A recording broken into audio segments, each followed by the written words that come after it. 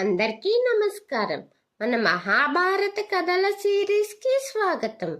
శకుంతలని దుష్యంతుడు గుర్తుపట్టకపోవడంతో రాజసభలో కూడా ఎవరూ ఆమెను నమ్మరు. ఆమె బాగా బాధపడుతుంది. దుష్యంతుడు కూడా తను రాజు అయినందున ప్రమాణం లేకుండా అంగీకరించలేనని చెబుతాడు.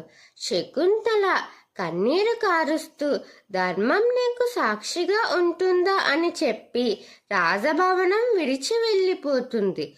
ఆమె నిండు గర్భవతి. అలాగే ఒక అడవిలోకి వెళ్ళి ఒక ఆశ్రమంలో నివసిస్తూ ఒక కుమారుడికి జన్మనిస్తుందంట.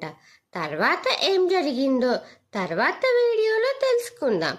వీడియో కోసం ఎదురు చూస్తూ ఉండండి. వీడియో నచ్చితే లైక్, షేర్, కామెంట్ చేయండి. మన ఛానల్ని సబ్స్క్రైబ్ చేయండి. ఓం శ్రీ మాత్రే నమః.